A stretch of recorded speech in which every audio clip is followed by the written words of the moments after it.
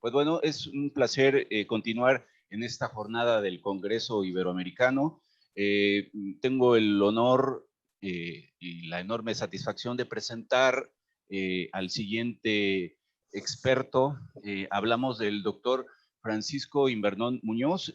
Quiero decirles que Francisco es licenciado, maestro y doctor en Filosofía y Ciencias de la Educación. Él se desempeña en el Departamento de Didáctica y Organización Educativa en la Universidad de Barcelona, España, en donde ha ocupado una infinidad de cargos en la gestión. En su nada corta trayectoria laboral, Francisco ha desarrollado tareas de formación inicial, formación permanente del profesorado en todos los niveles educativos, desde la educación primaria hasta la educación universitaria. Ha recibido varios premios a la innovación e investigación y ha publicado infinidad de libros unipersonales, colectivos, muchos artículos sobre alternativas pedagógicas y de formación del profesorado. En el campo de la investigación, ha dirigido varias investigaciones, tanto nacionales como internacionales, y ha sido director del Grupo Reconocido de Calidad de Investigación e Innovación FODIP, sobre formación e innovación docente, que ha recibido el premio al mejor grupo de innovación de la Universidad de Barcelona en el 2017. Francisco es director actualmente del Observatorio Internacional de la Profesión Docente de la Universidad de Barcelona, y bueno, pues quiero decirles que desde este Observatorio Internacional, Francisco ha podido construir una visión bastante interesante, profunda, del asunto de la formación inicial y continua de los docentes de México, de América Latina y por supuesto de Europa, donde él vive y trabaja. Francisco, a nombre del gobierno del estado de Veracruz y de las autoridades educativas de nuestro estado, te agradecemos la generosidad de tu participación. Sabemos de tu cariño por Jalapa, por Veracruz, por México, y has estado con nosotros aquí en innumerables ocasiones, y bueno, sabemos que tu conocimiento de nuestro país y de las necesidades que veníamos arrastrando en décadas del siglo pasado, pues ya estaba marcando una impronta, y ya veíamos en perspectiva qué iba a pasar para este siglo XXI, y este siglo XXI, además de lo complejo que ya decíamos que iba a ser, nos ha puesto una coyuntura más todavía, que es esto de la pandemia. En ese sentido, bueno, pues te vamos a ceder el micrófono para que tú nos compartas tu perspectiva sobre los retos de la tarea docente ante la educación del siglo XXI. Nos da mucho gusto verte, saludable, y bueno, Francisco, pues adelante, es todo tuyo el micrófono. Ya creo que es obvio decirte, ya lo hemos hablado previamente, el tiempo que tienes para la participación.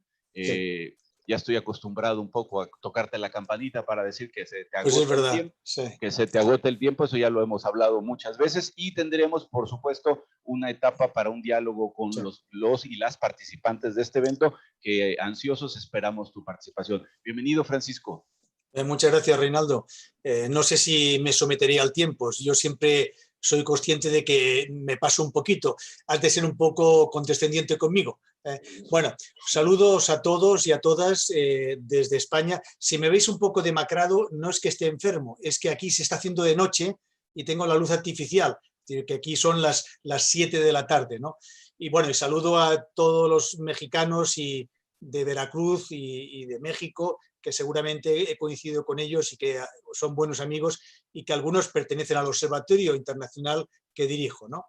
Voy a proyectar un PowerPoint sobre el tema que Reinaldo me encargó, que es esta idea de los retos que tenemos en la formación, en la profesión docente, y algunas cosas que he oído con el anterior ponente también saldrán. He visto que hablaba de temas que son comunes, como puede ser la resiliencia. Bueno, lo comentaré después. Voy a intentar proyectar, a ver si se ve. Reinaldo, ¿lo ves? Sí, bueno, no, aún no vemos tu presentación, te vemos a ¿No? ti. ¿Me veis a mí aún? Sí, Espera, claro. se ha de compartir, ¿eh? Lo he compartido. A ver, un momento. Dejadme ver, lo voy a compartir, ¿eh? Yo lo compartir pantalla, voy a compartirlo, ¿eh? ¿Lo veis ahora? Ya viene, ahí está ahora sí, Francisco, adelante. Ahí, bueno. Pues el título que os voy a exponer, bueno, os agradezco que yo reflexione sobre la profesión docente. Es cierto, como decía Reinaldo, que no soy muy joven, que tengo unos muchos años y realmente me he dedicado mucho tiempo a reflexionar sobre el profesorado, la profesión y su formación, ¿no? Es un tema recurrente para mí, con lo cual disculparme si le pongo mucha pasión en el tema, ya que el tema lo siento como muy importante. Yo he hecho una reflexión basándome en mi propia experiencia y la experiencia de muchos compañeros y de la investigación. Digo la investigación porque desde los años 80 el tema del profesorado y su formación ha sido muy investigado, muy trabajado. Anteriormente no tanto. Es verdad que algunos países llegan más tardes, pero a partir de los 80 las investigaciones en las universidades, las experiencias de centros de maestros, centros de profesados, han aportado muchas ideas que a veces las políticas públicas no hacen caso. Son evidencias que sabemos hace muchos años, pero a veces los gobiernos son mediocres, son ignorantes y no aplican estas evidencias que sabemos de la investigación. He escogido una reflexión de mínimo 14. Tenía 13, pero al final he aumentado una porque digo, a ver si nos da mal agüero tener 13 retos y no 14, ¿no? Bueno, voy a empezar. Hay una frase que me gusta mucho hablar, que es la de Einstein, mencionar en mis presentaciones y mis alumnos, que la locura que tenemos a veces es continuar haciendo lo mismo y esperar resultados diferentes. Esta idea de que decía Einstein, ¿no? Dice, hay gente que continúa haciendo lo mismo, la rutina, la educación, y esperamos que la educación cambie. Y esto no es posible. Lo veremos después. No se pueden aplicar soluciones viejas a problemas nuevos, ¿no? Entonces, pero fijaros que he comentado nuevos y también viejos, porque hay retos que arrastramos de hace 100 y 200 años. Ya veréis cuando lo comente, ¿no? Primer reto, mejorar la formación inicial. Un reto que se arrastra desde el nacimiento de las escuelas normales en el siglo XIX, a mediados, ¿no? Bueno, se ha de mejorar la formación inicial. La formación inicial aún está impregnada, tanto en México como en España, como en muchos países, de una gran racionalidad técnica. De una gran racionalidad técnica. O sea, es importante mejorar la formación inicial, es importante mejorar quién accede a la formación inicial, porque una profesión se nutre de sus profesionales. Si los profesionales son mediocres, la profesión será catalogada de mediocre, ¿no? ¿Qué significa mejorar la formación inicial? Bueno, entre otras cosas, superar una formación históricamente individualista y técnica. Yo a veces, y lo comento después, esto se inocula, sin darnos cuenta, en el ADN del profesor y profesora, del maestro. Ahí empieza un mal. Primero tiene un ADN de la socialización que ha hecho a lo largo de su vida, en las escuelas, institutos y universidades. Y después, cuando se forma como maestro, se le vuelve a inocular esta idea de la educación. Hay una investigación interesante que dice que los maestros, las maestras, cuando empiezan sus estudios en las normales o en las universidades, llegan con ideas tradicionales de la educación, porque lo han vivido así en la escuela. Dice que la formación lo cambia un poco, pero cuando investigamos a estos maestros 5 años después que han salido, egresado de las normales universidades, son tradicionales. ¿Qué ha pasado? Lo veremos después. Seguramente nos perjudica el contexto de la escuela, que es aún muy tradicional.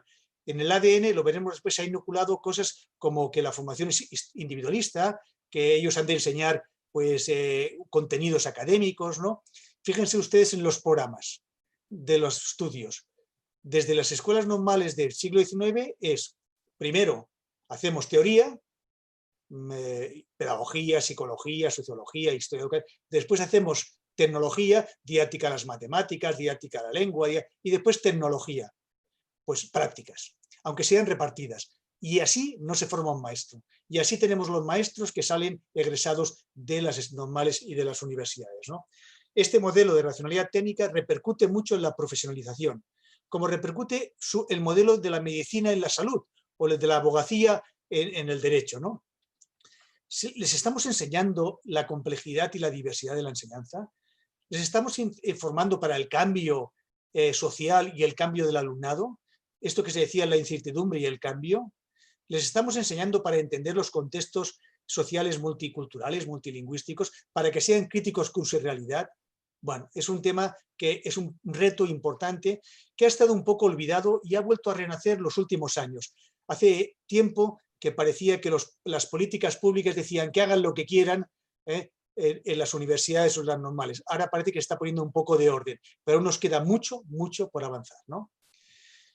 Vamos a analizar un poco más a fondo.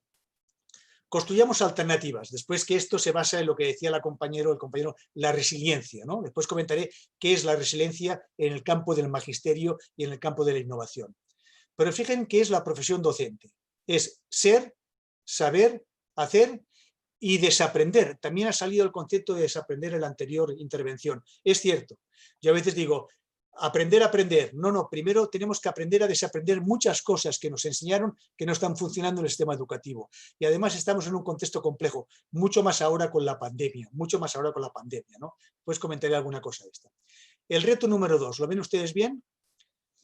Fíjense el reto número 2 que lo ven, ¿no?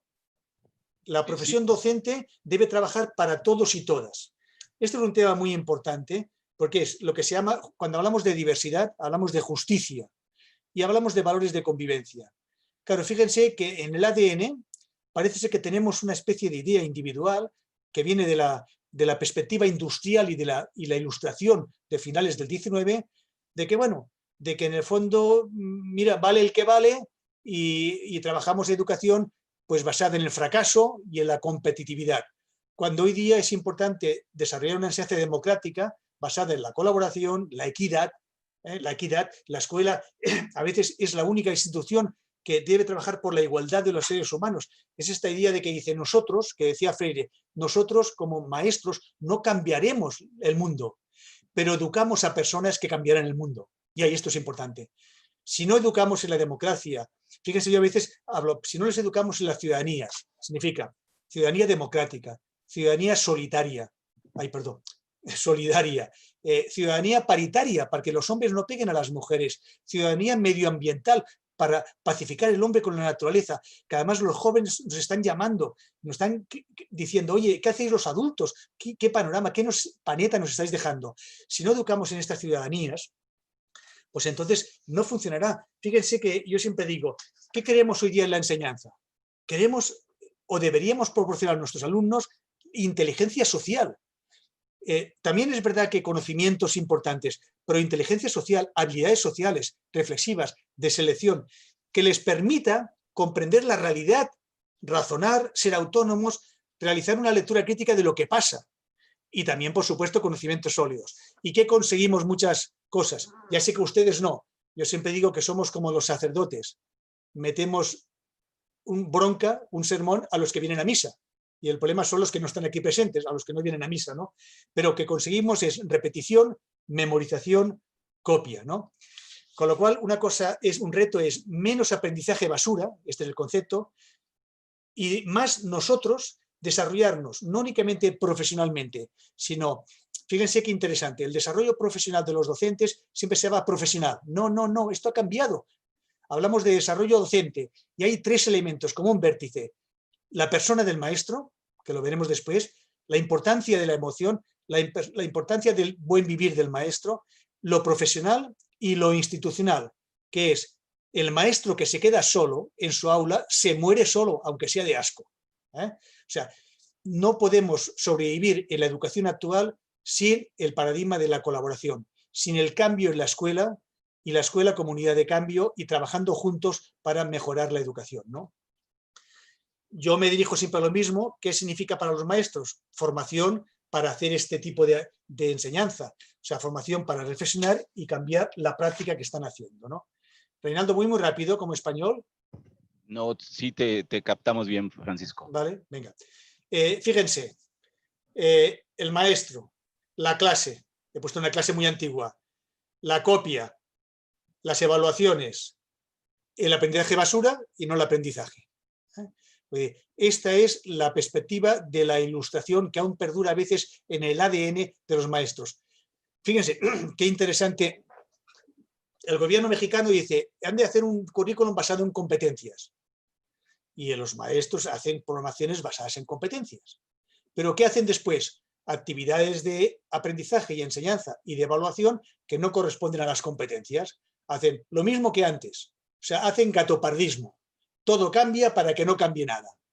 Con lo cual, ¿qué aparece? Aprendizaje basura. Los alumnos, ¿qué competencias reciben? Copia, memoria, repetición, como fotografía que tienen ustedes de bueno, no hace tanto, en el fondo parece muy vieja, pero esto puede ser perfectamente en los años 50 en España y en México. Algunos de nosotros lo hemos vivido un poco en las escuelas. Estos pupitres, esto es estar sentados, ¿no? Muy bien. Fíjense, y menos ahora. Ven ustedes, ahora en la pandemia que hemos comprobado, entre otras cosas, la muerte por PowerPoint. O sea, ahora, bueno, resulta que esto de enseñar es colocar un PowerPoint y dictar a los alumnos la clase. ¿Y qué ocasiona todo esto? Pues malestar docente, malestar docente, malestar docente. Los maestros están incómodos, han aparecido mucho en redes sociales, desorientación, incertidumbre. Bueno, es verdad. Yo no sé si les he comentado alguna vez de que en el fondo, si miramos la pandemia desde el punto de vista de la antropología cultural, nos viene a decir de que vivíamos una continuidad, vivíamos una zona de confort, bien innovadora o no, y de golpe llega la discontinuidad, nos rompe la continuidad y nos obliga a pensar, nos obliga a hacer virtualidad, nos obliga a utilizar metodologías diferentes, a pensar qué pasa con los alumnos, ¿no? A pensar con la brecha digital y social, ¿no? Pero si tenemos esta discontinuidad, lo que no podemos hacer es volver a la continuidad anterior. Antes me parece que la persona que aparecía allí con el nombre de congreso decía reconstrucción. Esto nosotros ahora le estamos llamando metamorfosis educativa. O sea, la metamorfosis significa que esta discontinuidad que hemos tenido en la pandemia nos ha de obligar a pensar en una metamorfosis, a un cambio radical de lo que hacemos en las escuelas y en las aulas, a un cambio radical, que ya se están haciendo en muchos sitios, romper las paredes del aula, trabajar con más maestros, hacer rincones, utilizar pasillos, utilizar los espacios, ¿no? Esto que se llama la innovación del siglo XXI, ¿no? Fíjense que en esto hay 3 tipos de profesores y en la investigación. Miren, el primero es el que llamaríamos vulgarmente tradicional.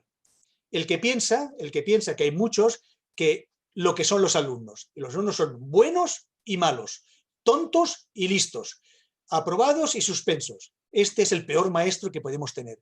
Es el peor, porque únicamente se basa en lo que son ellos.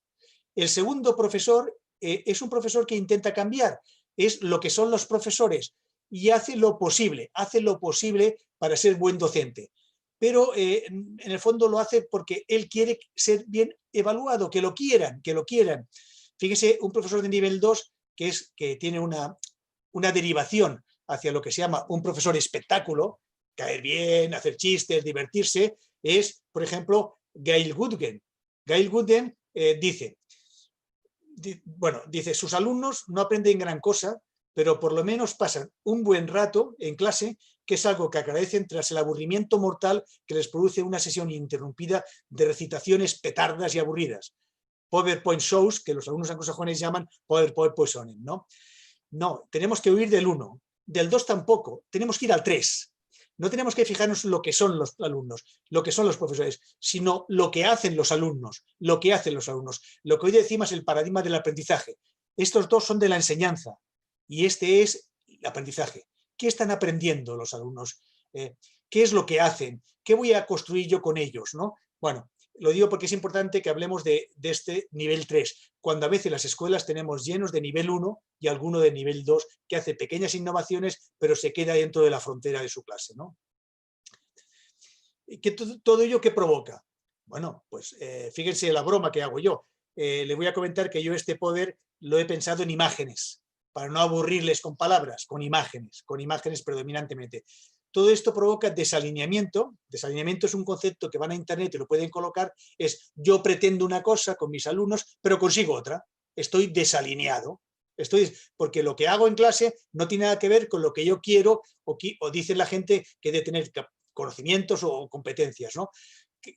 Aburrimiento, rutina y de cara al maestro, desprofesionalización. Fíjense aquí esta broma de Tonucci, ¿no? Estamos en el bosque y la maestra dice, nivel 1, hoy os explicaré el árbol desde abajo hasta arriba, los raíces, el tronco. Bueno, esto es nivel 1, por supuesto, ¿no? Y aquí hay una frase que dice, todos pueden aprender, pero no todos al mismo día, ni de la misma manera. Atención aquí, porque la cultura de la ilustración que en el ADN queda incorporada en el maestro, les dice que todos los niños son iguales. Es la homogeneidad. La homogeneidad. Esto se ha de romper con la diversidad, pero a veces cuesta bastante, pero es importante tenerlo en cuenta, ¿no? ¿Qué aparecen? Clases mecánicas, aburridas, antiguas. Yo a veces digo en broma, no es lo mismo un profesor que tiene 30 años de experiencia que un año repetido 30 veces. Y hay gente que lleva 20 años, 10 años, 30 repetido 30 veces. No es lo mismo que 30 años de experiencia. No ha aprendido de lo que ha de aprender un maestro. ¿Saben de qué ha aprendido un maestro? La investigación. Sobre todo de sus compañeros y sobre todo de sus alumnos. El que no aprende de sus alumnos no puede ser un buen maestro, ¿no? Es aquel que dice, el que no aprende enseñando no es un buen maestro. Es esta frase famosa histórica, ¿no? Lo de 15 minutos es que hay gente que está hablando muchas horas, bueno, yo estoy hablando mucho tiempo, pero es formato conferencia, no es formato formación. Ahora les voy a comentar un poco del trabajo docente. Los maestros somos como el vino. Ya sé que ustedes no tienen tanto vino como nosotros. Al principio somos jóvenes, vino joven. Después resulta que a los 5 años nos hacemos vino crianza. A los 10, vino reserva. Y a partir de los 15-20, muy reserva. Esto cataloga el vino y su precio. Pero en el camino muchos se hacen vinagre. El vino se avinagra. Con lo cual tenemos muchos profesores que no llegan a muy reserva, sino se avinagran por el camino. Se convierte la enseñanza en un acto administrativo, que a veces lo apoya la política pública, cuando no le paga bien, cuando no cambia la escuela, cuando no hay recursos. Por eso después tenemos que luchar. Bueno, piensen en este reto por lo que tus alumnos pueden aprender por sí mismos, que no tanto por lo que tú eres capaz de enseñarles. Esta es la idea de la educación basada en el aprendizaje, no tanto en la enseñanza.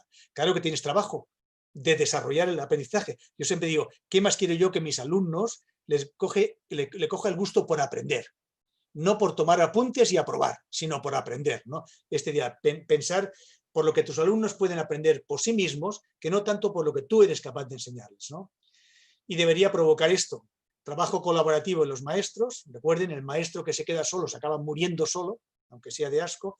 Nuevas metodologías, que no sea el libro de texto. Por favor, cojan el libro de texto, página 40, lean ustedes en silencio, elaboren el ejercicio 1, después le hacemos, ¿pero qué dice? Pero si esto es del siglo XIX, principios, al final, pero esto, ¿dónde está usted? ¿En qué mundo vive? ¿En el mundo del siglo XXI? Cuando los chicos tienen celulares, viven en un mundo de contexto de videojuegos, de WhatsApps, bueno, es igual, ¿no? Y metodología y metamorfosis. Reto 3, la formación permanente. Bueno, vamos a ver la formación permanente del maestro.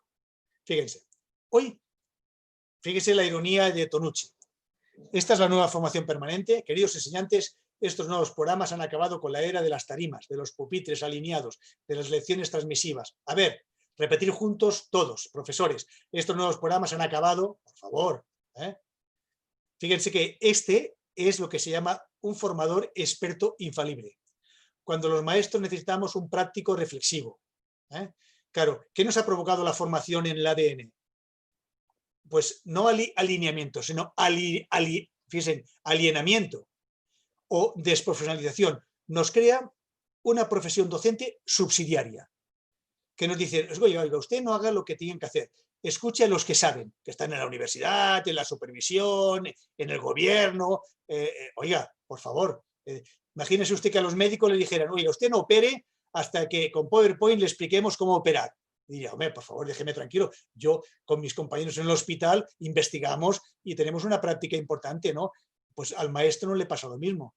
El maestro al final le crea en el ADN una profesión subsidiaria, dependiente de otros. Y esto es muy peligroso. Por eso les pagan poco. Por eso. Porque cuando eres dependiente y vulnerable, eres muy vulnerable al entorno político y social y te machacan y te pisan. Entonces aquí sí que es importante la lucha de los profesores por salir de esta desprofesionalización, por tener una identidad y una profesionalización importante en el siglo XXI. Reto 3. El cambio del concepto de formación. El concepto de formación ha cambiado. Hay dos conceptos de formación. Fíjense, actualización científica, pedagógica y didáctica y creación de espacios de aprendizaje. Las dos son válidas. Una sirve, la actualización, la que ustedes llaman capacitación, para los temas nuevos, pero no para la innovación. Para la innovación es destruir el conocimiento pedagógico vulgar de los maestros cuando hacen sus prácticas, que no se preguntan lo que hacen, por qué lo hacen cuando no les funciona. Que esto es investigación sobre la acción. Entonces, ¿qué pasa? De que en el fondo utilizan mucho conocimiento vulgar, enseñan muchos tal y como les enseñaron, hasta no enseñan ni tal como les dijeron en las normales o en las universidades, sino tal como vieron a otros enseñar. De ahí está la importancia de los formadores de maestros, de que han de hacer metodologías alternativas porque van a enseñar no tanto como dicen ellos que enseñen, sino como lo han visto enseñar, ¿no? Con lo cual hay un concepto nuevo que es la actualización, no, también versus creación de espacios en la escuela para elaborar proyectos de innovación, el paradigma colaborativo.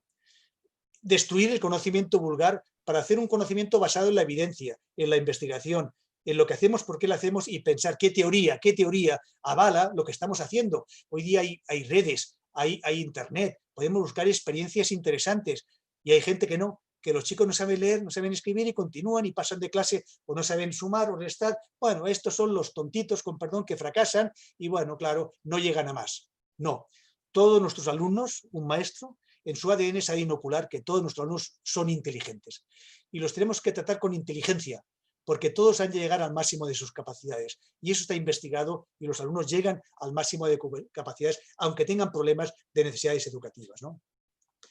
Fíjense, la formación está lleno de expertos infalibles, a veces muchos de la universidad, que a veces hacen PowerPoint explicando a los maestros lo que tienen que hacer cuando ellos a veces no han pisado una escuela en 20 años, con perdón, no se va a ofender nadie, ¿no? Supongo, ¿no? Necesitamos formadores de maestros en las normales, en las universidades, en la formación permanente, prácticos reflexivos, porque si no, ¿qué provocan? Verán ustedes la imagen. Provocan esto, provocan esto, y además si provocan alguna cosa son experiencias aisladas de innovación, y esto no interesa mucho al sistema. Al sistema le interesa la innovación institucional, la que cambia la escuela, la que cambia el contexto, y cuando este maestro se va o maestra, la deja instaurada en su contexto. Con lo cual, si provocan alguna cosa, es experiencias de innovación que se mueren con el propio maestro. Rinaldo, ¿voy bien de tiempo? Sí, Francisco, bien. Vas a la mitad más o menos. Venga. Eso nos lleva a esta idea de no podemos aplicar soluciones viejas a problemas nuevos. La falacia de la enseñanza, lo explico muy a menudo. Bueno, aquí me van a permitir un homenaje a Quino, que falleció hace 2 días, que se nos fue, que ha sido un maestro de la pedagogía, todas sus viñetas. Habéis hay un artículo muy interesante de las viñetas pedagógicas de Quino, y una que yo siempre resalto es esta con mis alumnos, ¿no? El que no haya entendido nada, que levante la mano. Y siempre sale Manolito. Veamos, Manolito, ¿qué es lo que no has entendido? Desde marzo hasta ahora, nada. Bueno, esto pasa en muchas escuelas, no la de ustedes que están aquí, hablo de la gente que no está aquí presente. Porque se aplica la falacia de la enseñanza. Y esto siempre lo repito 1000 veces. La falacia de la enseñanza es, desde hace 30 años como mínimo, y la psicología, la pedagogía, y actualmente, hace 10 años, la neurociencia nos dice que el ser humano, su cerebro no aprende por transmisión verbal del conocimiento. El ser humano aprende construyendo el conocimiento. Y ustedes miran, ¿pero no puedo explicar? Claro que sí, para construir conocimiento. Pero ha de dar el paso que yo le explico y después construyen conocimiento. Recuerden ustedes que Ausubel decía conocimientos previos. Jean Piaget, a principios del siglo XX, decía no acumulen conocimiento, hagan acreación, que un conocimiento sirva para construir cosas, ¿no? Repito, el ser humano, su cerebro, no aprende por transmisión verbal del conocimiento, aprende por construcción del conocimiento. Y nuestro trabajo como maestros es enseñarles a construir conocimiento. Para ello necesitan información, por supuesto, pero el paso siguiente es construir conocimiento. Cambiar la metodología, metodologías de proyectos, centros de interés, pequeñas investigaciones, salidas, reflexión, trabajo metodológico para ellos. Y a las universidades y secundaria, pues métodos de aula invertida, gamificación, cambiar la forma de trabajar con ellos, ¿no? ¿Y qué sabemos? Fíjense, ustedes son maestros como yo, con lo cual ya sabemos que de la información pasar a la competencia del conocimiento pasa por lo siguiente. Si hago una clase, esto fíjense que es de Estados Unidos, no me lo invento yo, y se toma como norma. Recuerden que es la tasa media de retención. Hay chicos y chicas, niños y niñas que tienen mayor o menor o personas, ¿no? Pero lo que se sabe aproximadamente es que si usted explica, el alumno retiene 5%. Si además le hace leer alguna cosa, aumenta la retención al 10%. Si le hace audiovisuales, vídeo, pues resulta que aumenta al 20%. Si le hace usted demostraciones, le hace observar la realidad, aumenta al 30%. A partir de ahora, si los pone a trabajar, les permite preguntar. Siempre una clase tiene una estructura de participación y diálogo. Recuerden Freire con la parte dialógica, Habermas, ¿no? Si les hace discutir, preguntar, equivocarse, 50%. Si además le hace un ejercicio práctico, un proyecto, es igual, problemas, trabajos diarios, cosas de la vida, 75%. Y si en este trabajo en grupo, colaborativo o cooperativo con ellos les hace compartir conocimiento, lo que decía Johnson, lo que un alumno aprende mejor de un compañero que no lo que le enseña un profesor. Esta frase de Johnson de los años 80. Un alumno aprende mejor de lo que le enseña un compañero que no de lo que le enseña el profesor. Ahí está lo que aparece el aprendizaje recíproco, el aprendizaje cooperativo, ¿no? Si ponemos a los alumnos a trabajar, llega hasta el 90%, ¿no? Es lo que Confucio decía hace, bueno, miles de años. Lo escuché y lo olvidé, fíjense, vayan a internet. Lo hice y lo entendí y lo expliqué y lo aprendí. Yo cuando era estudiante de educación, un profesor me dijo, diferente, dijo, lo oigo y lo olvido, lo veo y lo recuerdo y lo toco y lo aprendo. Se van a internet y ponen la frase, verán que dice Confucio. Bueno, hay alguien que dice que lo dijo un filósofo norteamericano, lo dicen los norteamericanos, pero es porque leía Confucio, no porque la frase se considera que es de Confucio. También es verdad que cuando alguien dice una frase que no sabe de quién es, dice que es de Confucio, ¿no? Pero bueno, en este caso en internet siempre habla de Confucio, ¿no? Reto 6, carrera docente y buen vivir. Muy bien, carrera docente. A ver, hemos de luchar en todos los países, sobre todo los que tienen más problemas, de una carrera docente más horizontal que vertical. Yo digo, ¿por qué una persona para ascender en la educación tiene que salir de la escuela? Hacerse inspector, supervisor, político, profesor de universidad. ¿Por qué? ¿Por qué no podemos hacer una carrera docente donde los maestros innovadores, los que investigan, los que innovan, ganen tanto o más que el que sale fuera? Esto pasa en muchos países, entre ellos el mío, ¿no? Primero esto, ven más vertical. Segundo, carrera docente es luchar sobre todo contra una cultura de predominio del mérito individual.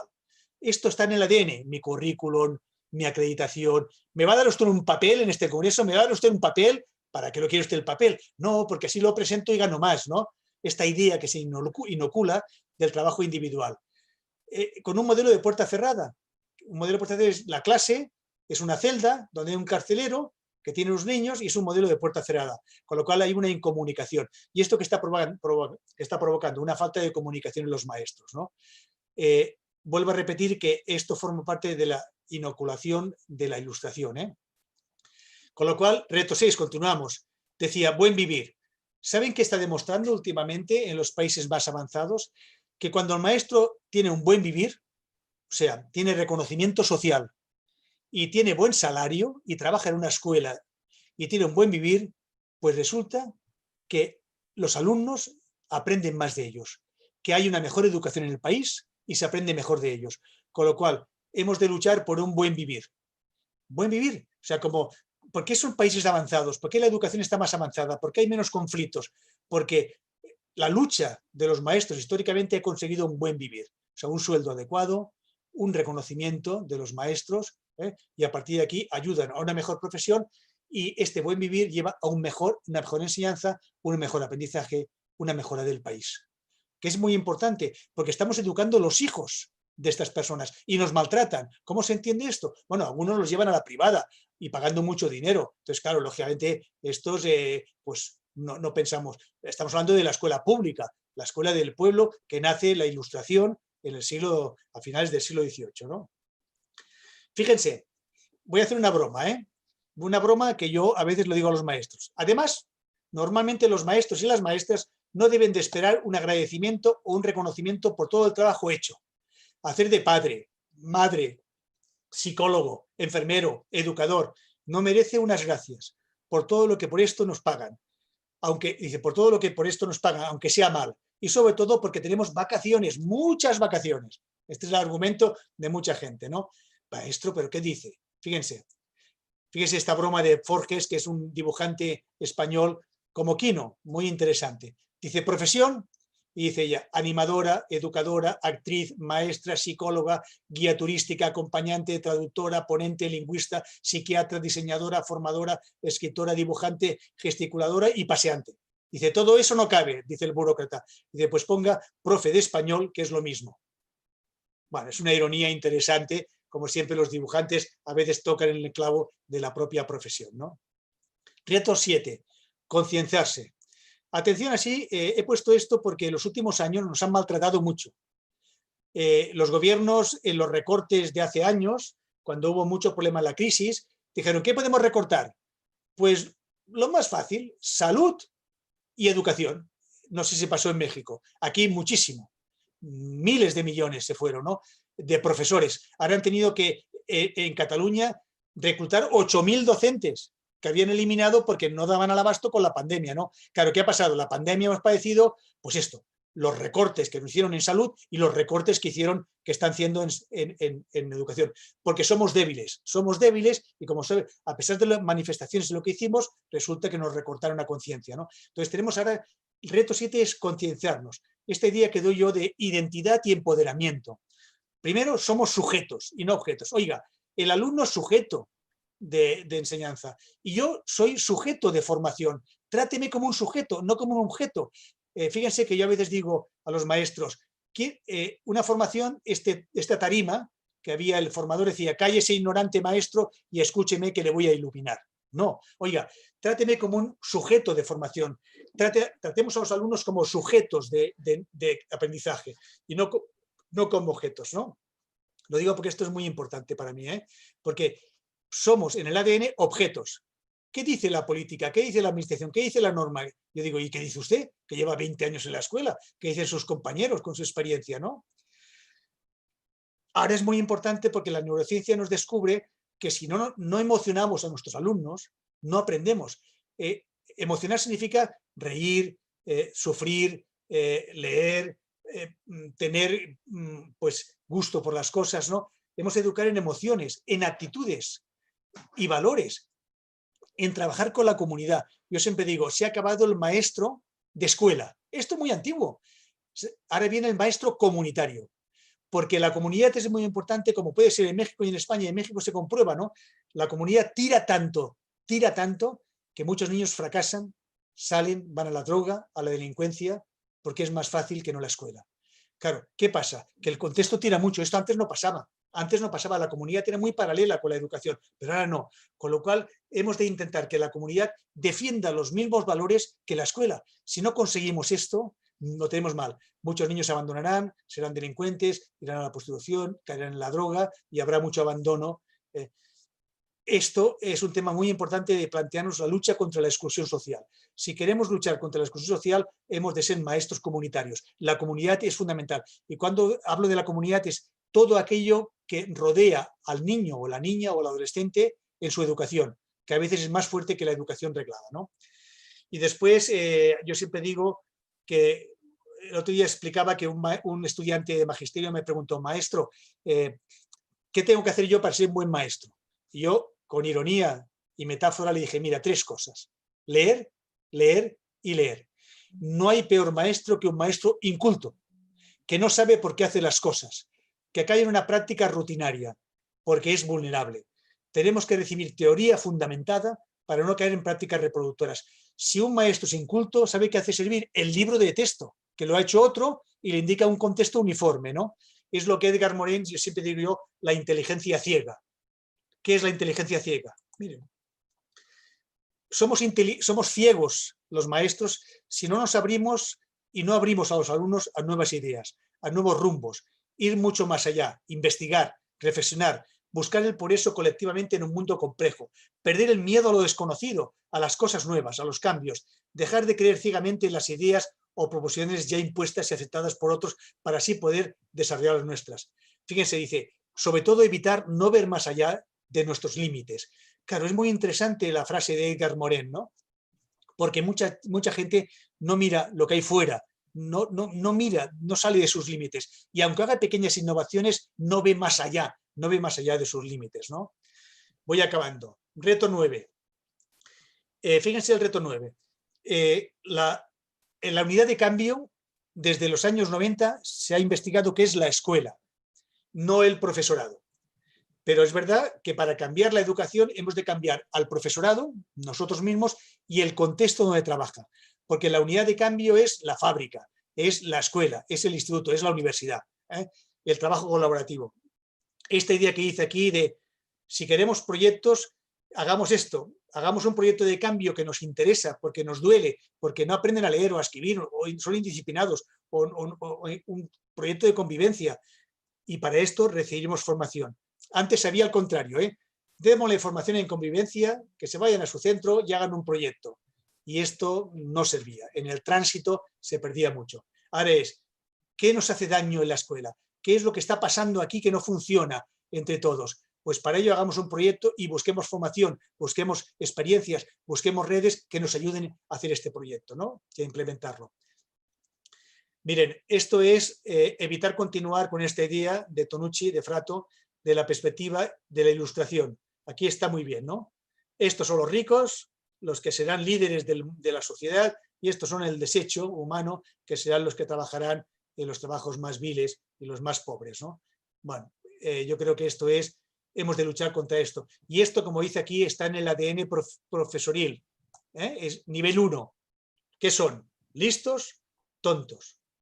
Ya recuerden ustedes que el fracaso escolar perjudica a los más pobres. Y esto es una investigación, yo siempre digo, de lo poco que sabemos en educación, que sabemos mucho, pero lo poco es que el fracaso escolar, sobre todo, recae en los niños y niñas pobres. Los niños y niñas pobres. Y este trabajo hemos de ser conscientes que no lo podemos permitir. Voy acabando. Esto, el ADN es este, acabando. Bueno, la idea del profesor. ¿Ustedes quieren ser recordados o malditos? Los recordados son los que tuvieron buena relación con nosotros y los malditos los que tuvieron relación humillante, nos pegaban, nos insultaban, nos decían parece mentira que seas tan tonto, no sirves para nada, tú en la vida no serás nadie. Pues aprendan esto. La relación como maestro condiciona el contenido. Aprenderán mucho más sus alumnos si ustedes tienen un respeto y un cuidado y una relación con ellos. Y si no, pasarán a ser profesores malditos. Que miren este. Francisco, se nos ¿Estoy acabó el acabando? tiempo, Francisco. Venga, ya estoy. 5 vale, minutos. Fijaros, la cultura de ilustración que hemos de luchar. No hay contexto, hay homogeneidad. En la innovación se rompe la homogeneidad. Fíjese, ¿cómo es posible que los niños los juntemos por fecha de fabricación? Esto ya no existe. Esto lo hicieron en el siglo XIX porque no sabían cómo juntarlos. Y el que nace en enero, pues es lo mismo que nace en diciembre. Hoy día se habla de grupos flexibles, grupos diferentes, grupos interactivos. Bueno, es igual. Esto es el ADN. Hemos de luchar. No hay contexto, hay homogeneidad. El maestro ha nacido para enseñar y explicar. La educación es simple, todo el mundo puede ser maestro, no hay diversidad, todos los niños son iguales. Hay graduación, primero, segundo, tercero y cuarto, cuando se está rompiendo actualmente esto en las escuelas innovadoras. Hay selección, el tonto y el listo. La educación es un tema muy individual de los chicos y no existe el sujeto, ¿vale? Bueno, en el fondo esto se mejora con sujetos, colaboración, alineamiento, método, empoderamiento, reflexión, investigación. Los 7 dados de la suerte de la educación. Me voy rápido. El reto de la tecnología. ¿Qué conocimientos son relevantes? Vale, una broma. No, hijo, no. Nosotros no te descargamos de internet. Tú naciste. Recuerden que los niños están impregnados de la tecnología. Pero no puede ser esto que dice este profesor. Desde que escaneo los libros de texto y los pongo en el PowerPoint, no se me mueven. A ver, abriendo el libro por la página 25 y rápido. Bueno, es la tecnología como siempre. Es, como decía, la nueva normalidad que vuelve a la normalidad anterior. Bueno, en el reto este, que es el reto de vigilar la brecha no tecnológica, vigilar la brecha social. A ver, yo ayer decía en una conferencia también de que la virtualidad es un recurso. La tenemos que conocer, no tenemos que ser tecnofóbicos, pero es un recurso, no es la panacea. ¿Por qué? Porque la educación ha de ser presencial. la sonrisa, el tacto, el abrazo, la relación. Esto es fundamental y no podremos luchar para decir que está bien, podemos hacer alguna cosa virtual por la tecnología, pero que la educación socializante es totalmente presencial. Bueno, ya está. Acabo con el tema del reto 12, ya lo he comentado, la colegialidad participativa y no la colegialidad artificial, las 3 C del maestro: aprenda, conocimiento, comprométase usted con su profesión y contacto con la comunidad. Lo de la resiliencia lo voy a comentar porque aparece la resiliencia como reto, ¿no? Fíjese que en formación decimos que la resiliencia es la reflexión conjunta en formación para hacer proyectos de innovación orientados al manejo de conflictos y al desarrollo de las personas y grupos, basados en el reconocimiento de las fortalezas para enfrentar la diversidad, con éxito. La resiliencia es importante. Bueno, yo acabo ya. Podía comentar el tema de tolerancia y proyectos, pero bueno. Recordemos a Freire cuando dice, sobre todo en la pandemia, transformemos las dificultades en posibilidades. No sean ustedes negacionistas, no se hundan, porque tenía razón Freire. Hemos tenido muchos problemas y tenemos muchos problemas. Transformemos las dificultades en posibilidades. Y después recordemos la cita de John Dewey. Si enseñan a ustedes, a los estudiantes de hoy, del mismo modo como les enseñaron ayer, les robaremos el mañana. Como profesores y profesoras no deberíamos permitirlo.